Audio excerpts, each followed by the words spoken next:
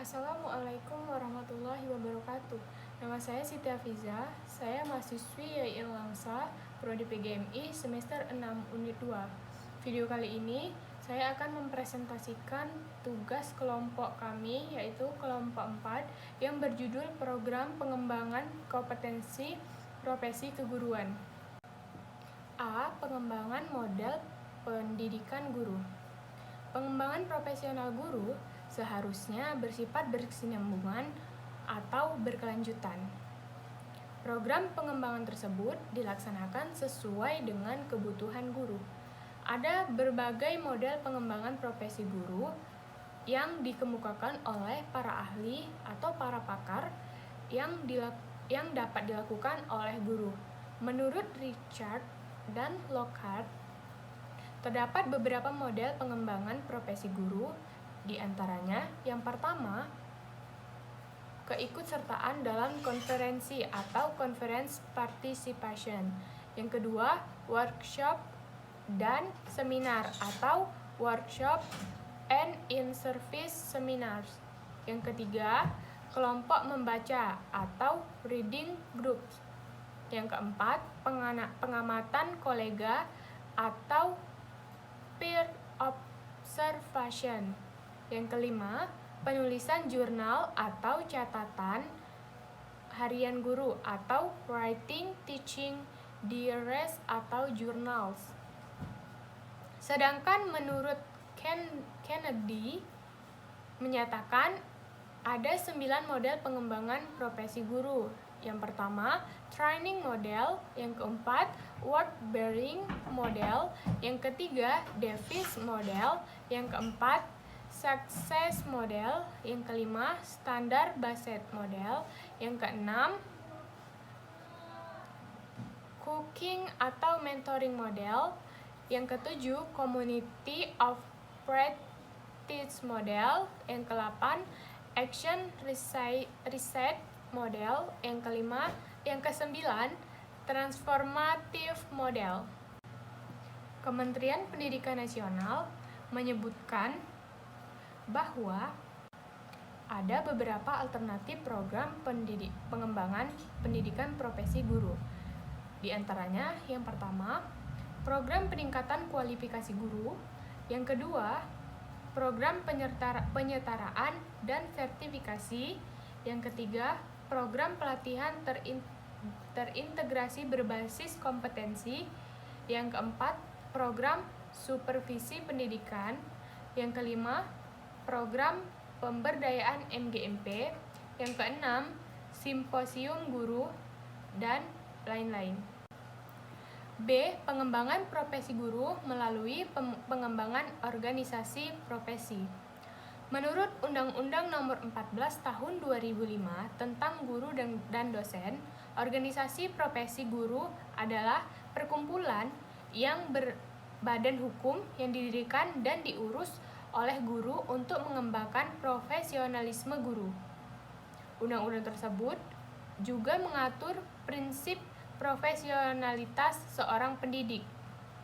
Salah satu prinsip yang harus dijalankan oleh guru harus memiliki organisasi profesi untuk mengembangkan profesionalitas secara berkelanjutan dan belajar sepanjang hayat.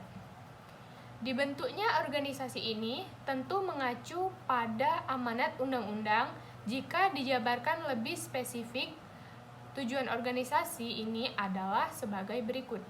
Yang pertama, mengembangkan dan meningkatkan kemampuan profesional dan kompetensi guru. Yang kedua, mewujudkan guru pengajar sepanjang hayat. Yang ketiga, meningkatkan harkat dan martabat guru melalui bimbingan profesi berkelanjutan. Yang keempat, meningkatkan kesejahteraan guru. Adapun fungsi organisasi profesi guru adalah sebagai berikut. Yang pertama, sebagai wadah untuk mengasah kompetensi profesi guru di tengah perkembangan teknologi dan informasi yang semakin pesat. Yang kedua, sebagai alat pemersatu guru dan visi misi yang sama. Yang ketiga, media untuk berbagai pengalaman, pengetahuan, dan wawasan bagi guru. Contoh-contoh organisasi profesi guru yang ada di Indonesia antara lain: yang pertama, Persatuan Guru Republik Indonesia atau disingkat dengan PGRI. Yang kedua, Ikatan Guru Indonesia atau IGI. Yang ketiga, Persatuan Guru Seluruh Indonesia atau PGSI. Yang keempat, Federasi Serikat Guru Indonesia atau VSGI.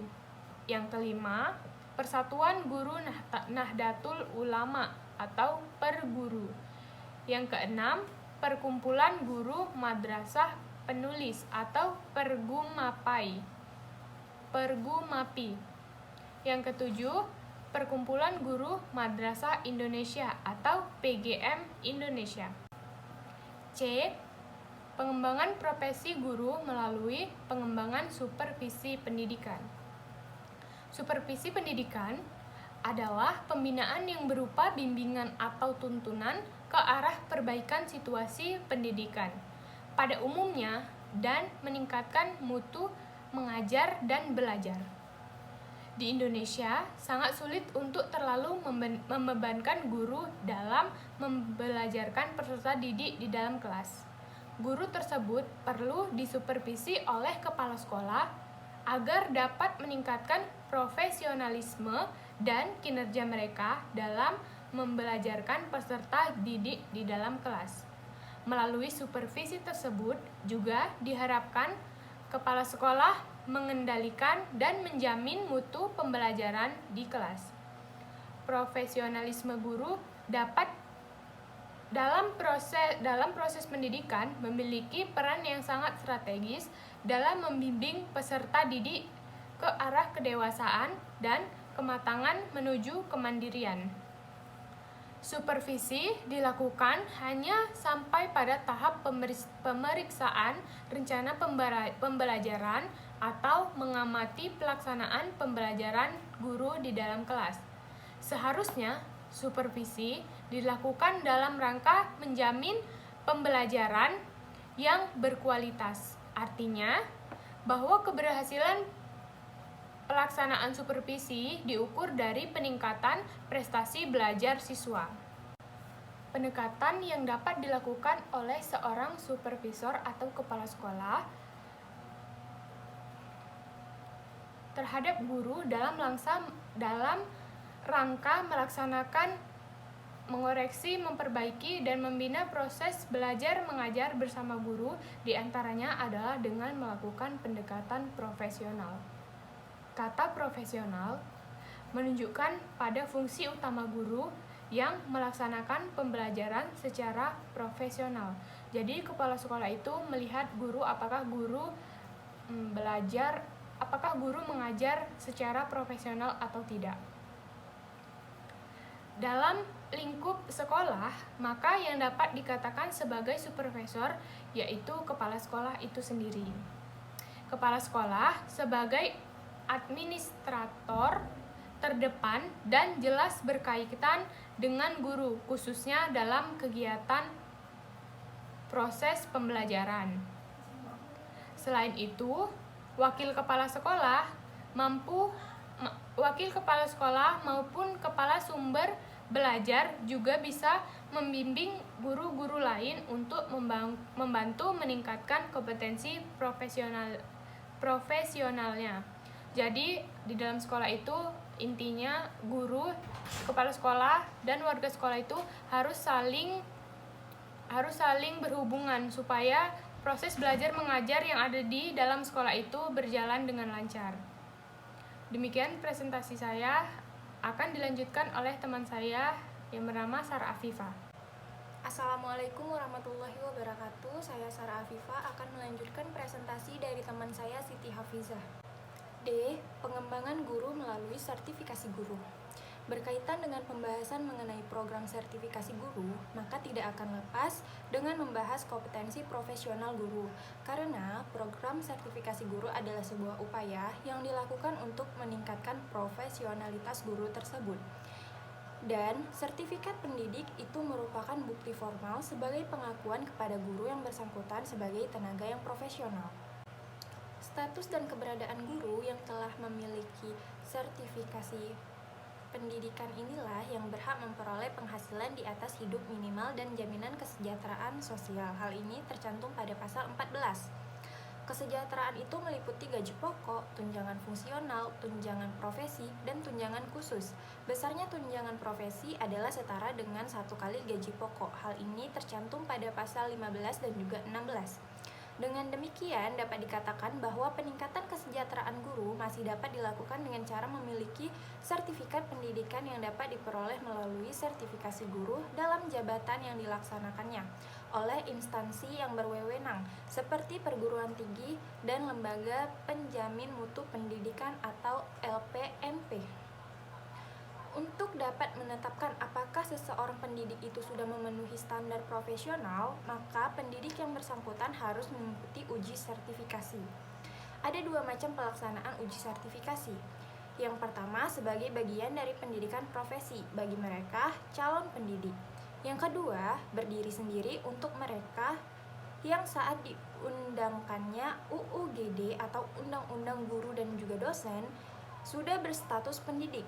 Sertifikasi pendidik atau guru dalam jabatan akan dilaksanakan dalam bentuk penilaian portofolio. Penilaian ini merupakan pengakuan atas pengalaman profesional guru dalam bentuk kumpulan dokumen yang mendeskripsikan kualifikasi akademik, pendidikan, pelatihan, pengalaman mengajar, perencanaan dan pelaksanaan pembelajaran, penilaian dari atasan, dan pengawasan, prestasi akademik, karya pengembangan profesi, keikutsertaan dalam forum ilmiah, pengalaman organisasi di bidang kependidikan dan sosial, serta penghargaan yang relevan dengan bidang pendidikan. Guru yang memenuhi penilaian portofolio dinyatakan lulus dan dapat sertifikat pendidik, sedangkan guru yang tidak dapat penilaian portofolio, maka dia dapat melakukan kegiatan-kegiatan untuk melengkapi portofolio agar mencapai nilai lulus atau mengikuti pendidikan dan pelatihan profesi guru yang diakhiri dengan evaluasi atau penilaian sesuai persyaratan dengan ditentukan oleh perguruan tinggi penyelenggara sertifikasi. Pengembangan guru melalui pengembangan kualifikasi. Guru sebagai tenaga pendidik yang berhubungan langsung dengan peserta didik harus memiliki keahlian khusus atau kualifikasi khusus di bidang akademik. Kualifikasi akademik yang dimiliki guru diharapkan dapat menjalankan tugas secara profesional untuk mencerdaskan peserta didik. Kualifikasi akademik itu merupakan ijazah satuan pendidikan formal jenjang pendidikan akademik yang harus dimiliki sesuai dengan jenis, jenjang, dan tempat penugasan. Kualifikasi wajib guru memenuhi kualifikasi akademik, yaitu minimal lulus jenjang pendidikan sarjana atau diploma 4, memiliki kompetensi untuk menjalani profesi sebagai guru, memiliki sertifikat sebagai pendidik, dalam keadaan sehat jasmani dan juga rohani, mampu mendukung terwujudnya tujuan pendidikan nasional. Ada 6 cara bagi guru untuk meningkatkan profesionalismenya. Yang pertama, melanjutkan pendidikan ke jenjang lebih tinggi. Yang kedua, aktif mengikuti kegiatan KKG atau kelompok kerja guru dan komunitas guru. Yang ketiga, mengikuti pelatihan yang mendukung kualitas pembelajaran. Yang keempat, banyak membaca. Yang kelima, per-observation and evaluation. Yang keenam, membuat karya tulis. Pengembangan guru melalui pengembangan pembinaan. Pembinaan dan pengembangan profesi guru meliputi pembinaan kompetensi pedagogi, kepribadian, sosial, dan juga profesional.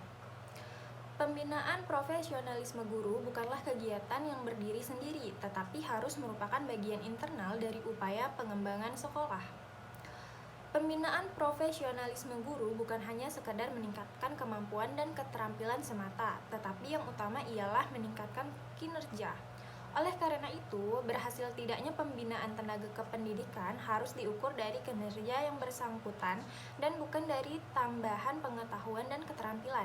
Keberhasilan pembinaan profesionalisme guru dilihat dari keberhasilan guru tersebut dalam menerapkan teori serta praktek yang diperoleh di dalam tugas-tugas di sekolah.